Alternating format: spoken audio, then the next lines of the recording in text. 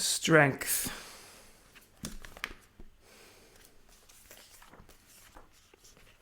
Number 11 of the major arcana. La force, strength. In Portuguese, força. Let's just get cracking with this. What does Jodorowsky have to say about number 11 of the major arcana? Creative beginning, new energy. Strength, number 11, is the first card of the second decimal series. It is she who opens the path for unconscious energies. It will be noted, the sole card among the major arcana to show this peculiarity, that her name is written on the far left of the cartouche. Cartouche is the surrounding part of the card. It's the French word for cartridge, if I'm not mistaken. So her name is written at the bottom left of the card, which is unusual. And whereas on the right of her name there are 20 lines that are collected together like a trigger that will enable a new energy to gather its strength. 20 is the number of judgment, the card that ends this decimal cycle. Here again we see an intimate connection between the first and the last cards of the cycle. Strength holds in potential everything that judgment will realize, which is to say the emergence of new consciousness. So I've forgotten to say hello everyone, and just to add a bit of ceremony to today's exploration of strength, why don't we go somewhere quite different to begin with, to Aleister Crowley's idea of strength, which was inherent within what's called in the English version lust. I think it would be nicer to use the word voluptuousness, which is much more of a kind of Baroque idea of lust and carries less idea of shame. So this is the strength card for Aleister Crowley. Volúpia, in Portuguese, volúpia. Got this sort of budding energy in the middle. Again, this, for me, a kind of clitoral energy. It seems the woman is bare and very different from the much more virginal character here of the Marseille deck. But of course, today we focus mainly on the Marseille deck. And it might be also nice to see how the precursor of this deck finds itself much more solid, much more stable. In either way, we have the infinity loop of the hat, and we've got this poor old lion. What's going on with him?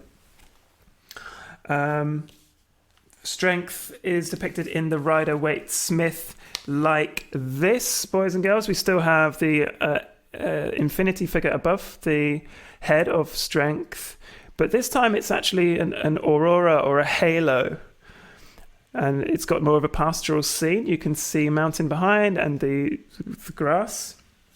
And finally, the Swiss deck, where we have a gentleman. A gentleman is tackling the lion, and that would be more close to the Christian idea of the lion. The association with Matthew, one of the writers of the Gospels, one of the evangelists, found some nice stuff here from a blog I'll put in the description about Italian cities and Italian architecture. Quote, "The lion that is well known as a symbol of power, pride, magnificence, nobility, and courage." So it's associated with Mark because Mark was supposed to have had a dream with an angel with a lion's head telling him that he will spread his message. A voice in the desert, a voice crying out. So it's also got a regal association with kings as well. I like the idea of a lion, to quote Seinfeld, as being the master of your domain. Are you still a master of your domain? Yeah, let's not get into Seinfeld just yet. Pride, power, magnificence, nobility, courage. It emphasizes the resurrection power, the majesty and the regality of Christ the King of the Jews, and the characteristics of his gospel. Feels appropriate that we're talking on the the day after Good Friday, I guess, which seems to be a strangely quiet day in the Christian calendar. Mark, in fact, in order to describe Giovanni, forget that bit, sorry. Mark announces the arrival of Jesus, sort of roaring the message. The good news is what gospel means. The voice of one that shouts in the desert is the roar, the Mark gospel. It's also worth mentioning here, although I've left it over there, that one of the earliest decks really to resemble anything close to tarot we have comes from early 1400s Italy. And we have the Visconti family, and we have the Sforza family. Sforza literally means force, strength. And as you can see where's the card gone? For example, the early Marseille deck, it's called La Force. So força, force in Portuguese, force in French, of course, means strength. Strength, I think, is a German word that we have in English. So Sforza literally was the name of one of the people who would have patronized the makers of the of the early tarot. And the name of the Duke of Milan at the time, he was called Francesco Sforza. Now I'm quoting from Helen Farley's Cultural History of Tarot. So Francesco Sforza, who originated this deck or patronized it, was an accomplished soldier and the illegitimate son of a mercenary military leader. He succeeded his father, gained a reputation in Italy of a great military leader. So again, it's this idea of military strength as well within the violence of a lion. So yeah, I think there's just one thing as well. Venice, one of the most prominent medieval trading centres, has as its symbol, even to this day, the lion. And in a way, showing the regality, the progression of Venice so far ahead of other states. I mean, it really was leading the way, the 1300s, 1400s. We have a word which we use all across the world, which is from the Venetian, which is called a language or a dialect. The Venetian language uses the word slave. I am your slave, I am your servant, to say hello. And it's something like se vostro ciao, something like that. So ciao literally means I am your slave. It's a sort of a formal greeting. It's interesting that's spread all around the world, probably because of all of this trade, these mercantile trade. Okay, so that's Helen Farley, and that's a little bit about Italy. But I wanted to go back to the card itself and to draw a comparison with the hair of this lion, this poor lion here, and its numerical counterpart here within the Marseille deck. 11 is above, it's 10 above 1, so it's the counterpart to 1, and 1 is of course the magician. And I feel there's a real resemblance here. I'll do my best here. A real striking connection with the curl of the lion's hair, or the mane of the lion, this sort of proud, regal presence, with the hair of the musician. Freudian slip again. It's the magician.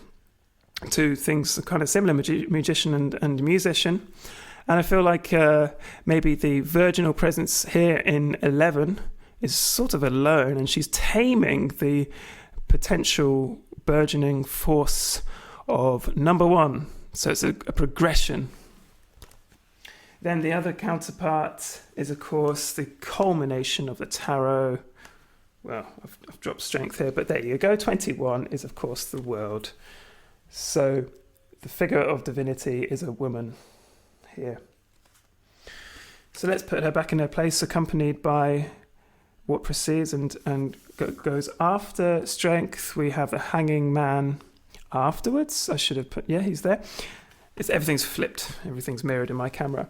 So the hanging man is 12, and 10 is the wheel of fortune. So I feel she's really spinning or trying to find some stasis with the huge dynamism of the Wheel of Fortune, the spiral, the movement, the journey, and the strange stasis and passivity of the hanging man. She's sort of got this kind of loud crowd around her, and she's managing to feel very calm. Let's have some coffee. Strength's message, just to go back to Jodorowsky, Strength's message is quite clear. The work of consciousness first passes through a relationship with the instinctive forces, whereas the magician, her counterpart of the first series, works from the waist upward and exercises his intelligence. So there's kind of more cerebral knowledge here in magician potentially. Strength works from the waist to the bottom, which would give a little bit of credit or weight to the idea of voluptuousness. I'm going to call this voluptuousness. I like that word. Don't like the word lust here. Lust. Lust, of course, in German means also like fun as well. But voluptuousness, this pride in the body, I would say, that potentially we can see in strength. Strength works from the waist to the bottom, allowing the teachings of the depths to communicate with the spiritual authorities of her being. Several details connect her with Arcanum 1, the magician. Her hat, in the shape of an 8 or infinity, is receptive, like that of the magician. But hers is open at the top and seems to be winged. So note the differences between the hats here. Now, what's going on with these hats? Why are they there? Hats are often, they could be used to keep you cold, keep you warm, or to keep out the cold, or to keep out the heat, to keep out the sun's radiation. So the hats, of course, have a practical function, but also there's strong sort of accessory nature of hats, sort of, an indication, a use of social, a way of indicating social status. And here hers seems to be much more regal, much more involved with the court, and less maybe functional. His is a little bit more functional, a bit more of a peasant's hat, you could say.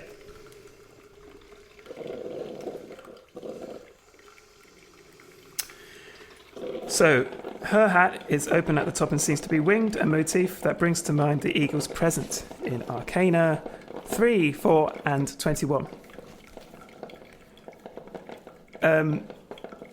So we have like the idea of the Empress and the Emperor, 3 and 4, there's more receptive qualities, more sort of looking on and not doing, but seeming to sort of reach a kind of mindful stasis with the world. The intelligence of strength is ready to soar into the cosmos. She takes support from her single visible foot, whose 6 toes correspond to the 6 red points of her hat. This is really, really interesting. Seems to be strong correlation with this, the nerve center of Crowley's card, the redness, the clitoris, and it's going to be really hard for you to see in my crappy camera, but the one painted nail of the toe and one painted nail of the foot here. There's also very small little throbbing nerve centers in the magician as well, with the little instruments he has, the balls. But that's what's really, I love when you present someone a card, you say, what do you hear? Or what's the first thing you see? And to me, it's the redness of the nails. She takes support from her single visible foot, whose 6 toes correspond to the 6 red points on her hat, the 6 black teeth of the animal, and the 6 fingers on the hand of the magician. We can see this as the mark of an exceptional strength that allows her to be firmly anchored to the earth. So we could see someone being strong because they are down to earth. We can also deduce from this that her source is beauty, the most sublime of pleasures. The nail on her big toe, like the nail of her thumb, is painted red. Remember that the nails of the human body symbolize eternity, because they continue growing after death. Strength's exceptional vitality is displaced by the red colour of her nails. Now we can forgive good old Jodorowsky a second, because it's technically not true that the nails don't keep growing. It's a bit grim, actually. the tissues surrounding the nails become dehydrated and they almost regress into the finger, and it looks like the nails keep growing. That's actually, it's not true. And there's a similar thing going on with hair. But there is a nice thing to think about within nails and teeth, that they're the minerals produced by the body. We have stones within us. We are rocks also. I find that quite comforting. Key words for strength: animal nature, wild beast, creativity, depth, voice, puberty, the chrysalis stage, to speak, to stop speaking, rebirth, force, beginning, to communicate, to feel. Force and stamina, interesting sort of synonyms. Strength, however, doesn't seem to have so much in the way of synonyms. Related words in Portuguese are like, if say you want to talk about stamina, in Portuguese you can say resistência, or resistance. And there seems to be something really connected with strength and time. There is no strength without time. You need to have a prolonged resistance and endurance for there to be strength. You can't just be strong once, because that would imply the dominoes just fall down and have no spine.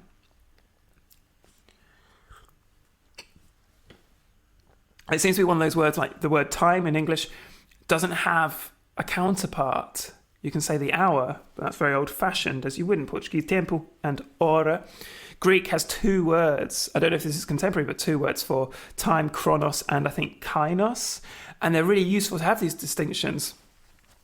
I won't go into it because it's not really related to strength, but the point is, I think strength is like one of those words that we call intransigent. We usually call some verbs intransigent, meaning they have no transference. They don't sort of have to be related to anything. So intransigent can also mean sort of unwilling to work with anyone and very sort of monolithic in your ideas or your idea formation.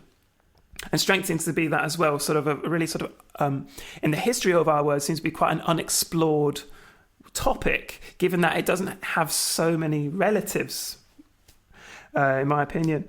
Strength, just to continue with Jodorowsky, strength is conscious from the tips of her toes to the top of her head.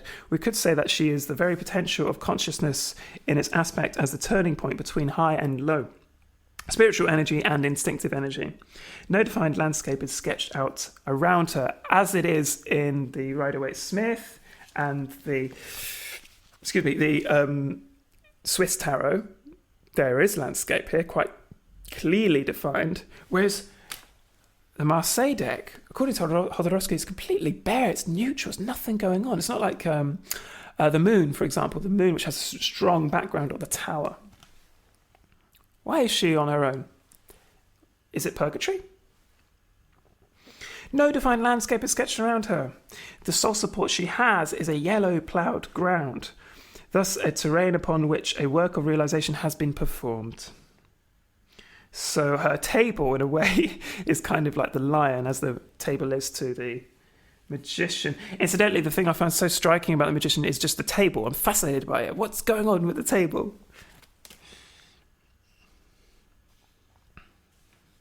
I have lost my strength, lost my place. She is not situated in either time or space, but is anchored in the present as the expression of a pure energy. All her activity is concentrated in the relationship with the animal, in the hide of which the yellow or golden force of intelligence incarnates in the flesh-coloured part. The spirit incarnates in the animal nature, which in turn makes itself available to communication with the spirit. Strength works with bare hands, grasping animal nature. No use of tools here. She's so strong she doesn't have to rely on any external appendage. She's grasping with her bare hands, grasping animal nature, the manifestations of the unconscious, and her own bodily sexuality. The animal's head is located at pelvis level. Her relationship with the forces at play in the movement of her hands in connection with the animal's jaw opens the field to multiple interpretations. What is she doing with the lion? Is she stopping it harming people? Is she encouraging it to roar? Is she stopping it roaring? Is she doing what they say good socialism should do, which is put the cork in the teeth of the lion? In other words, to try to soften the harms of capitalism. Her hand on our left is pressed against the beast's muzzle, but seemingly without holding or forcing it. The 8 spots drawn on this muzzle indicate that there are no grounds for altering this animal energy. It is perfect as it is. 8 is the symbol of perfection. So we have 8 dots on the muzzle or the mouth of the lion, and then, I'm not mistaken, yes, 4 on the sleeve of the woman. So 4 is stability, 8 is total perfection. It's like the redoubled stability, creating this beautiful harmony, this divisible sort of strong number, really applicable, but strong in itself. So the component of herself is 4, is stable, but the real culmination of the stability and this real beauty and this real perfection is in the animal nature itself. You could say, to take a Freudian look of this, the id. If the lion is pure id, pure animal force, the force that goes into the bar and drinks all the alcohol, the force that runs into the canteen and takes all the food and wants to have sex with everything that moves, the id, then the virginal figure, the woman, is the superego, is the more parental voice. And in being able to stabilize the id, the superego has managed to find a perfect sort of balance. The id and superego work together and they form that beautiful triangle, at the top of which is mastery, what Valentin Tomberg calls burning without smoke. The idea in music psychology of flow. Burning without smoke. The burning of the bush in Genesis, of course. That burning doesn't consume the bush. It keeps going. It's the voice of God to Moses. So those 8 spots, perfection, only coming here, in this case from our animal sides. It's a great compromise between sensible ideas, the superego, and the brute force, the animal energy of nature. It all comes together in harmony in a new beginning. A new beginning, because the beginning, of course, is number 1. We have the redoubled beginning in 11. But to continue with Jodorowsky, but depending on the understanding or misunderstanding that is reached with the mind, either creativity and illumination will emerge, or blocks and repression. So this is the beginning, and beginnings can get sort of cluttered with indecision. So you don't always want to be number 1, don't always want to be number 11, you want to progress.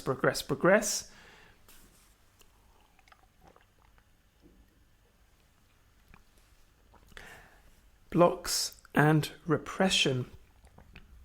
Does strength get too strong? Does being too sensible lose its sense?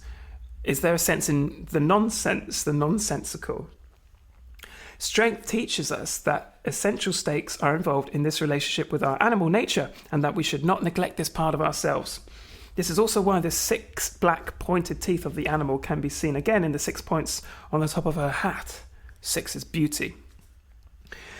Or 6 represents beauty. Intellectual nature listens to the voice of the animal and the animal hears the influence of the mind. This is the ideal of strength, a dynamic in which the hands dance with the muzzle in a communication that takes the perfectly balanced form of 8, infinity.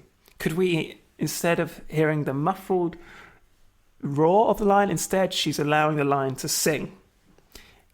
To be honest, it doesn't quite look like that, but it's a nice thing to think about. Hopefully they can work together and they're both singing.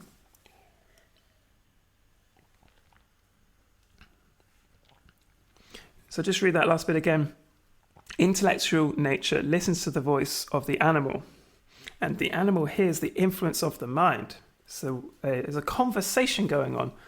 Valentin Tomberg talks about how conversation is the exact opposite of controversy. Those 2 words are sort of etymologically opposites. We'll go to Valentin Tomberg in a bit because he's got a brilliant interpretation of this card.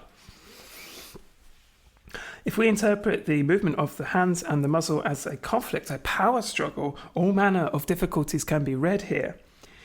The red of the thumb and the tongue become blood, and blood spilled in combat. Sexual energy is repressed. And in its turn, the animal nature mutilates the psyche. We can then see that the woman's throat bears a line like that left by a decapitation. The lacing of the corset over her chest becomes the closing of the heart prompted by the repression. So many respiratory issues are caused by anxiety here. This association with fear of tunnels and fear of enclosed spaces being, in fact, respiratory problems, which in their roots are kind of profound anxiety. That's the idea. So that lacing over the corset representing this bondage here of the chest, of the lack of pride in oneself. So there can be a kind of a strength that people see themselves having, which in fact binds them into their early stages. They're not allowed to mutate. This brings you to the strength of open weakness, the strength of being open to your fragilities. The body is then perceived as being split into pieces. The individual is subject to the aftermath of an incident of sexual abuse, a trauma, or a toxic, mutilating, and rigid education. However, the details we just examined can also be interpreted positively. The crossbars over the woman's chest are formed by 4 material lines running from left to right that represent animal nature, which intersect with 5 spiritual lines descending from right to left, representing the labour of consciousness. These 9 lines and the colour yellow refer to the 9th degree of this decimal series, the sun, in which we see 2 twins, one spiritual and the other animal, completing a new construction together in perfect love. So just to give you a feel of that, the sun is... Where's he gone? I probably deliberately... There he is. Deliberately took him out there, which ended up being longer to show you. So there's those 2 figures. In number 19, the sun, the 9 lines in the colour yellow refer to the 9th degree of this decimal series. So the opposite side of this series is, of course, 9, in which we see 2 twins, one spiritual and the other animal, completing a new construction together in perfect love. The line across the woman's throat could be a necklace, as the throat is the site of expression and true speech that does not arise solely from the intellect, but also from the depths of the being, speech in which the conscious and the unconscious find harmony.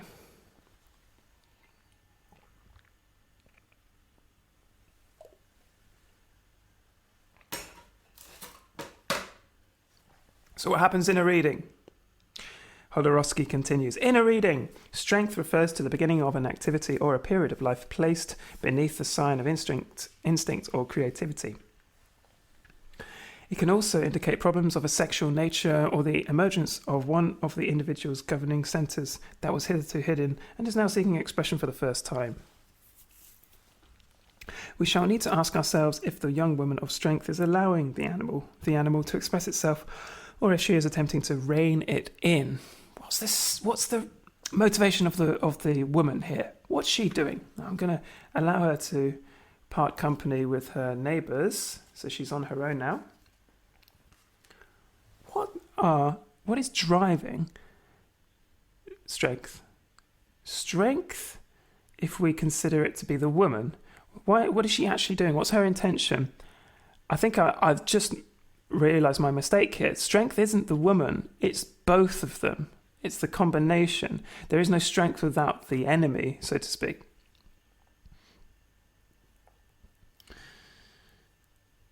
We shall need to ask ourselves if the young woman of strength is allowing the animal. So Jodorowsky doesn't say strength is the woman, and there's my mistake, but the young woman of strength. There's also the lion of strength.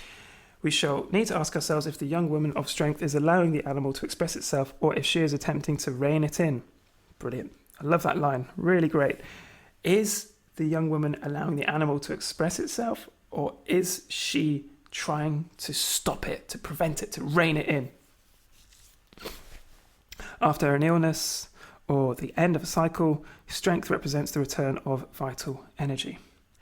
Of all the animals present in the tarot, the lion, which we find in the card of strength, and in that of the world, again, strong Christian symbolism of Matthew, the lion, right there, with the halo.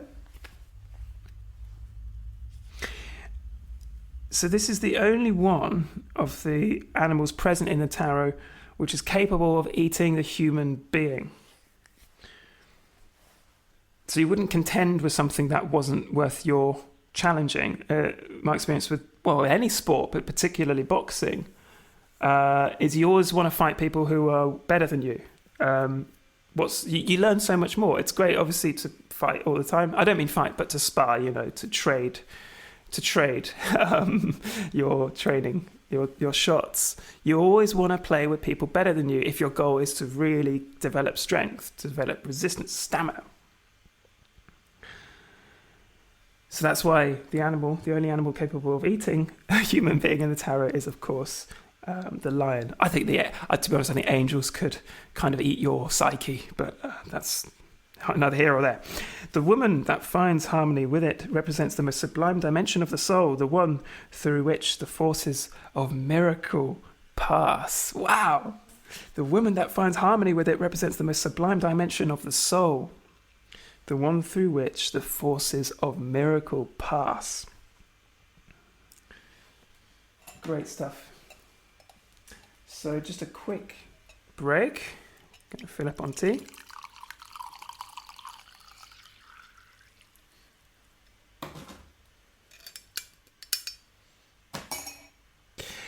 And if strength spoke.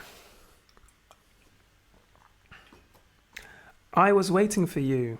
I am the beginning of a new cycle, and after all you have accomplished, you will not be able to live if you do not meet me.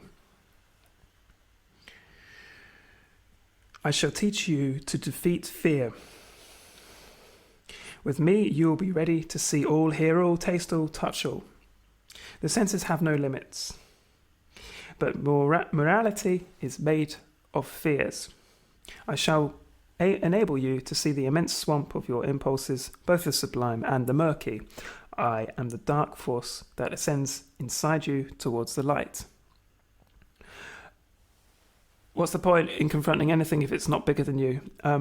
I've felt really led to follow fear. What am I scared of? If I'm scared of doing something, I know it's right, that I should do it. From the center of the depths, from the underground chambers of my being, spring forth my creative energy. I take root in the mire, in what is the densest, the most terrifying, and the most demented. Like a burning oven, my sex exhales desires that at first glance seem bestial, but are only the song buried in the matter since the beginning of the universe. That seems so creative of Crowley, to reinterpret strength as lust or voluptuousness. I had a feeling Crowley, in writing the Book of Thoth, only chose this. My primary reading was, he's just chosen this because strength for him is boring and he just wanted to find something a bit more like fireworks, a bit more exciting and sexy. That's not a very charitable reading of the Book of Thoth or Crowley. Still part of me a little bit persuaded by that, but instead that the source of strength here was in fact the animal, the embracing of animal energy. But that's of course not what the Marseille Tarot seems to suggest, which is a mastery of the animal. I'm strongly convinced at this moment in my life that we're always looking for balance as human beings. We'll never get it. It's still a worthy thing to look for. And either your intellect or your genitalia will rule over you. It's just a question of being oriented in a way that will try to find a balance, even though it's an impossible thing to find. A bit like the striving for God. The striving for God is inherently an impossible thing because God is beyond understanding, is beyond words. Yet we use words to look for God, and somehow the inspiration drips through the cracks in the ceiling, perhaps. From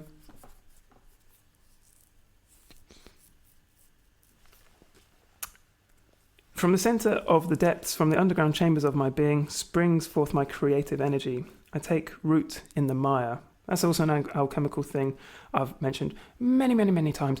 The first stage of the alchemical process is looking into the mire, into the darkness, into the dirt, and finding a substance which is the lowest of the low, the shit, the muck, the dirt, the what's called nigredo. Nigredo is the original source of alchemical energy, which you use to process, distill, refine, bake, whatever. And through the process of, distillation or whatever, you finally get the balance between up and down, water and vapor, or gas and liquid, and you find that perfect water of life, or the philosopher's stone. I take root in the mire, so you confront the id. In what is the densest, most terrifying, and the most demented. Like a burning oven, my sex exhales desires that at first glance seem bestial, but are only the song buried in matter since the beginning of the universe.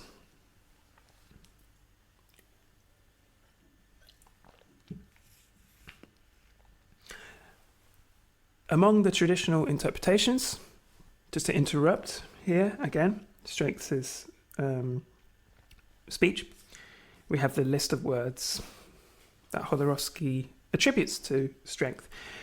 Here we go. Big breath. Creative potential, courage, nobility of heart. Nobility of heart. Wonderful. New departure.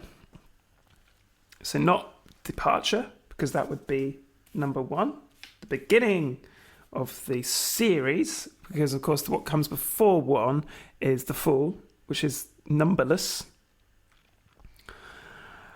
So we have new departure, renewed excursion, beginning of an activity, supply of new energy, instinctive energy, animal nature, strength, anger, heroism, self-discipline, relations between mind and instinct, openness or repression,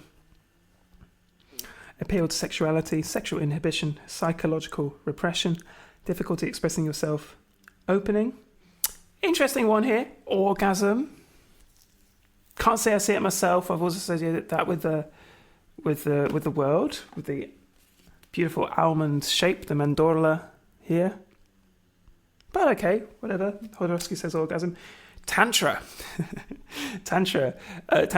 When you say tantra, people usually would, what really comes to mind is tantric sex, sting, for example's practice of tantra. Tantra is a whole sort of sphere of Buddhism. Vajrayana Buddhism, the practice of it is Tantra. I'm very sort of taking early steps towards this, but Tantra is a whole way of life, and part of it is, of course, this bodily knowledge. But Tantra is really best represented, I think, by the Vajra. Vajra is this perfect diamond sword, this bejeweled sword or dagger, which is sort of this union of bodily and intellectual energies in this one beautiful symbol of Vajrayana Buddhism. And Tantra is part of that tantric knowledge. I really don't want to forget this one thing about força, the word for strength in Portuguese, which is used a lot, and it's such a great part of the Portuguese language. You quite literally give people força on the street, wherever you are, or when you want to give encouragement. I'm trying to think of an English equivalent of força, but let me give you an example. Your friend is about to do an exam and it's really important, and you're about to say goodbye to them. You say, good luck, abraços, hugs, and força, go for it, strength. I'm giving you strength. Beautiful. And you can say it like, I'm sure I've used it wrongly, but like you see a person, Portuguese people I think have a lot of etiquette and they're really polite in quite a lot of situations, and when you get on a bus, people will often just they've been waiting before you, but they'll let you on first. It's really nice. And if you say, oh, go ahead. No, go ahead. You say, forza, the one word.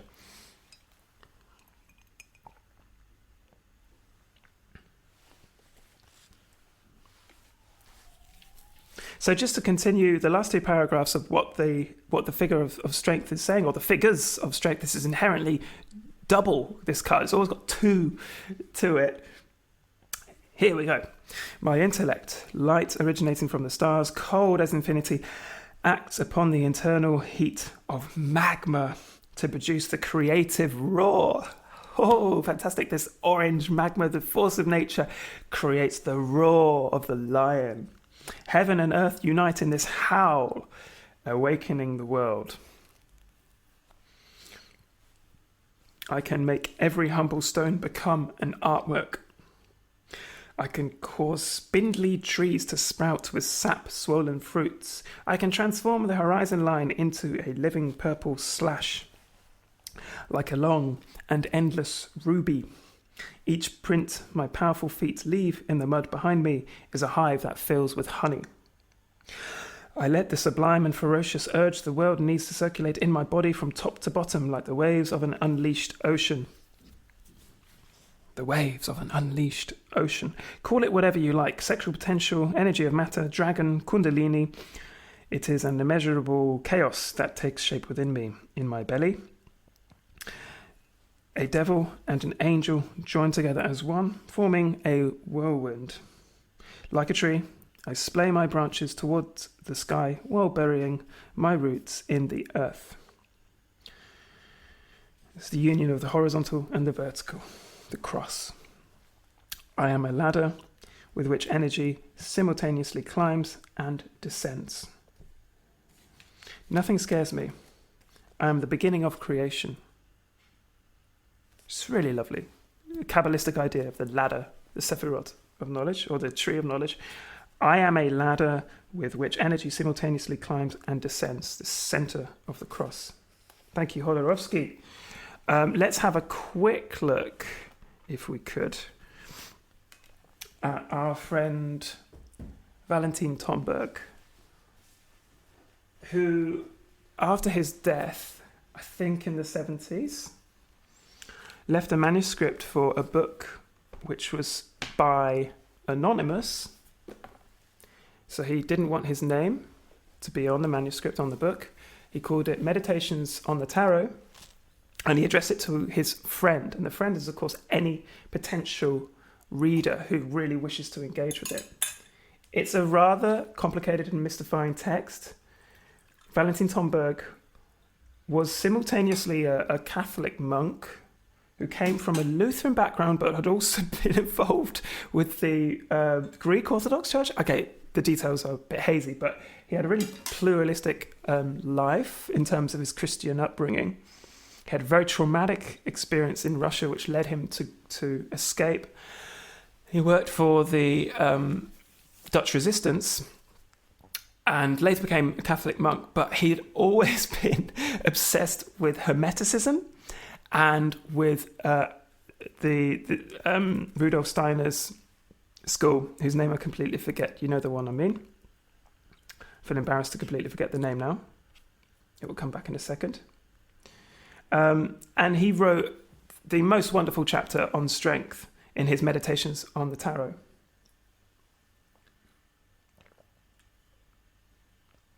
And it really, because he was a follower of Steiner, Rudolf Steiner, it reminds me a lot of Steiner schools where kids are supposed to explore for themselves and develop knowledge through their own love of their own curiosity, which leads their education. So it really resembles this. So he believes that the figure, the woman, is, and I'm quoting now from the Meditations on the Tarot, the Virgin is the principle of force, i.e., the principle cooperating in the realization of supernatural acts of the Holy Spirit. So Jodorowsky mentioned, miracles, miracle making. Or in other words, according to Tomberg, the realization of supernatural acts of the Holy Spirit. Christian practice is not divorced from magic. Certainly not in the healings of many saints. It's definitely within the realm of magic and the occult. Catholic Church was not always allergic to these ideas. And he continues. And by the way, I'm reading a copy that is slightly corrupt.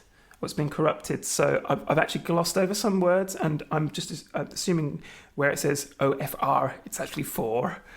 Okay, so he says, in the tableau that it represents, this picture, the Virgin tames the lion and thereby invites us to leave the plane of quantity. For the Virgin is evidently weaker than the lion concerning the quantity of physical force, like suggestion that this is a fearsome animal and it's only being contended with because it's stronger than the woman. Otherwise, it wouldn't be a contest. It wouldn't be any kind of critical engagement. So the Virgin is evidently weaker than the lion concerning the quantity of physical force, and to raise ourselves to the plane of quality, for it is evidence should be that the superiority of the Virgin over the lion is to be found. Think of the divine victory failure of Rocky in Rocky 1 over but under Apollo Creed, right? I mean, it's not about winning, it's about stepping up and developing those muscle fibers. And isn't Christianity itself a divine or a sublime failure? The failure of Christianity is, of course, that the leader is killed. That's the primary reading, but of course, only to be resurrected. That had to happen, so of course it's not a failure. But it would have been a greater failure if Jesus hadn't provoked the temples and hadn't upset the authorities and hadn't called himself King of the Jews. It would have been a failure for Jesus not to have done everything he did, which the series of actions which led to his brutal torture, his slow humiliation, and his excruciating death. That would have been the real failure. So in a way, Christianity does celebrate. I strongly believe Christianity is the religion for precisely those people who the holier than thou think are excluded from religion. Christianity is the religion for the losers, for the low, for the base, for the abject. If anything, Christianity is exactly, primarily for Judas. If there's to be any hope in the world, we have to look deepest into the darkest moments, into those who have betrayed us the most, and look deeply for that forgiveness. So there's a sort of sublimation of failure, in my view. What is it, therefore, if the lion obeys? What is it that he spontaneously yields to? Is he hypnotized? So what's actually going on? How much struggle has the lion given here? Well, according to Valentin Tomberg, he can't be hypnotized because he says that the woman is not looking at the lion. For sure, you don't need to use your eyes to hypnotize people. I speak from experience as teaching Pilates that you can definitely really take someone up somewhere by just using your voice and using the drifting tones and up and downs and the singing scales of the voice. But anyway, I'll continue with Valentin Tomberg. What is it that the lion spontaneously yields to? Is he hypnotized? He is not, because the Virgin does not even look at him. Her gaze is turned elsewhere, far from the lion whose jaws she opens. The lion is subjected to no constraint, either physical or hypnotic. Therefore, he obeys nothing beyond his own nature. So the id tames itself. It finds a sense of consolation in its own energy. That's the idea of the Steiner School. It's the kids themselves lead their education. It's their curiosity which brings them to further knowledge. As Mark Twain said, I never let my schooling interfere with my education. Something like that. The idea of being an autodidact, of true knowledge coming from deep within, not from external forces.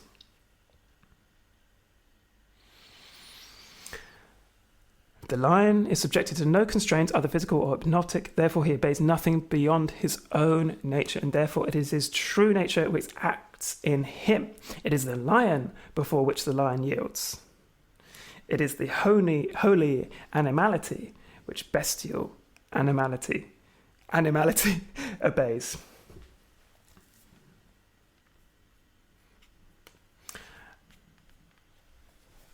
It is said, truth springs forth from a clash of opinions, from this battle between the woman and the lion. But he says that's not what's going on at all. Instead of a battle, it's more of a conversation going on. But actually, it is not the truth which springs forth, but rather a combative intellectual energy, for truth is revealed through the fusion of opinions and not through a clash. A clash certainly produces intellectual energy, but hardly ever discloses the truth. Quarrelling will never lead to the truth, as long as one does not give it up and seek for peace. Certainly minds can be electrified by polemic, which can cause a veritable intellectual storm in the world. Think of the woman and the lion as debating partners. An intellectual storm in polemic? No.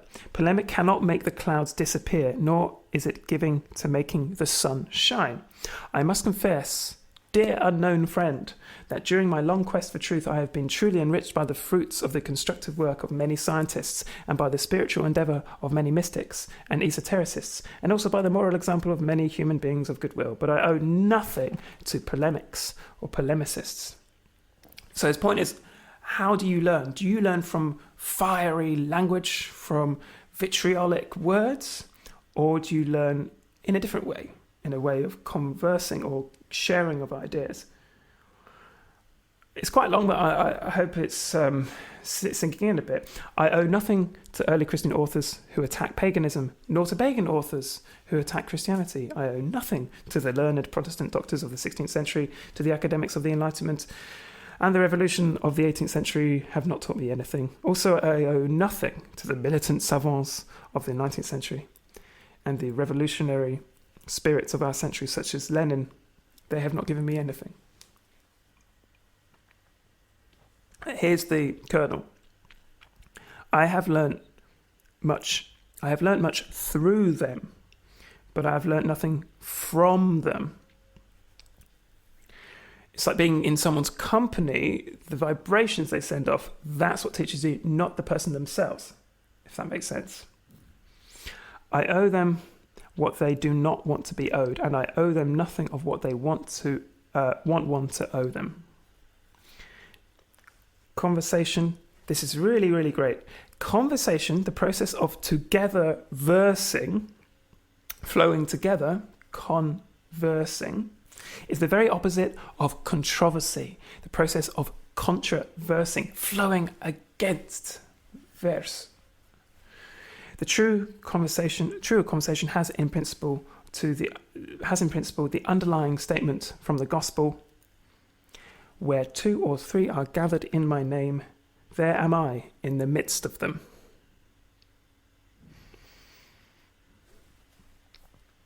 Great stuff. There's also, Tomberg doesn't quite mention what the role of the speakers are, though, and how they have to negate themselves, in a sense, to find greater knowledge. In Paul to the Corinthians, there's the famous fool's speech, where Paul tries to give an idea of negating the ego and the self in order to grow and grow and grow. He writes, if I must boast, I will boast of the things that show my weakness. Really strongly feel that strength is the openness to your own fragility. So what is it to be here in possession of yourself and in a status of mastery? Back to Seinfeld. I gotta put up the episode because it's really about something very, very base indeed. The characters in Seinfeld in this episode have a contest, and the contest is who can stay the longest without masturbating.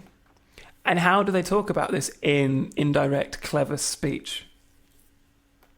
The language is, have you submitted? Have you lost? No. It's, are you a master of your domain?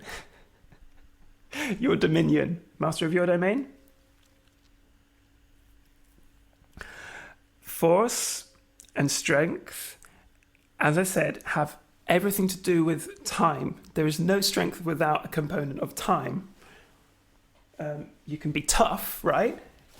And you can withstand something for a short period, but that's not necessarily strength. The strength has to be a sustained period of resistance, prolonged endurance. Strength is related to the word of a fortification, of a fort. It's also linguistically connected to manhood.